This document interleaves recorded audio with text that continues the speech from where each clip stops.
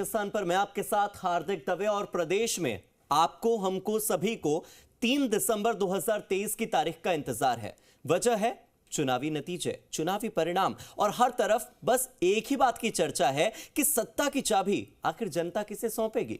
इसके साथ ही हर सीट का सियासी समीकरण भी निकाला जा रहा है। कहां मतदान घटा, कहां बढ़ा, इसके क्या संकेत हैं। इसमें झोटवाड़ा विधानसभा सीट भी शामिल है। झोटवाड़ा विधानसभा सीट पर विधानसभा चुनाव में बीजेपी ने कर्नल राज्यवर्धन सिंह राठौड़ को मैदान में उतारा है। उनके सामने कांग्रेस ने एनएसयूआई से प्रदेश अध्यक्ष अभिषेक चौधरी पर अपना दांव खेला है।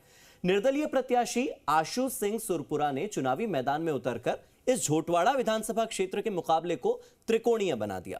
झोटवाड़ा विधानसभा के चुनावी समीकरण अगर आपको देखने हैं, समझने हैं, तो चलिए एक स्पेशल रिपोर्ट के माध्यम से समझाते हैं। देखिए,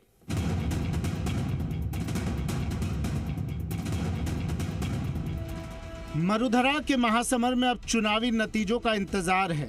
199 सीटों पर हुए विधानसभा के चुनाव के बाद अब हर कोई ये जानने को बेताब है कि इस बार प्रदेश के भविष्य की बागडोर जनता ने किसके हाथ सौंपी है।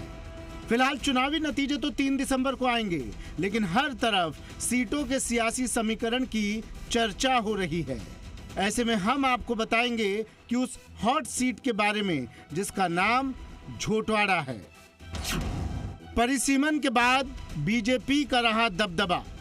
प्रदेश की सबसे बड़ी विधानसभा सीट झोटवाड़ा परिसीमन के बाद से ही बीजेपी का गढ़ रही है। परिसीमन के बाद लगातार 2 चुनाव में झोटवाड़ा विधानसभा क्षेत्र से बीजेपी ने जीत दर्ज की। 2008 के चुनाव में बीजेपी के राजपाल सिंह शेखावत 2455 मतों से जीतकर झोटवाड़ा विधानसभा सीट पर काबिज हुए। उसके बाद 2013 में लगातार दूसरी बार राजपाल सिंह शेखावत 19,602 मतों से जीतकर झोटवाड़ा विधानसभा सीट पर फिर से काबिज हुए। 2018 में कांग्रेस ने की जीत दर्ज, लेकिन 2018 के विधानसभा चुनाव में कांग्रेस के लालचंद कटारिया ने 11,447 मतों से जीत दर्ज कर बीजेपी की परंपरागत झोटवाड़ा सीट को बीजेपी के हाथों से छीन लिया।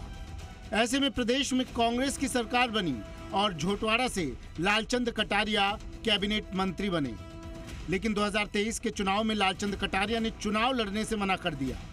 इसके बाद बीजेपी को अपनी परंपरागत सीट को वापस अपने हाथ में लेने का एक मौका मिला है और बीजेपी के बड़े चेहरे कर्नल राज्यवर्धन सिंह राठौड़ को झोटवाड़ा से मैदान में उतारा गया।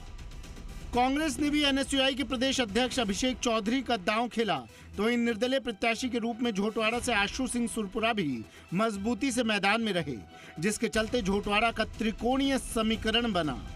हालांकि बीजेपी ने इस सीट को फिर से अपने खाते में डालने के लिए भरसक प्रयास किया है। नतीजों का बेसब्री से इंतजार।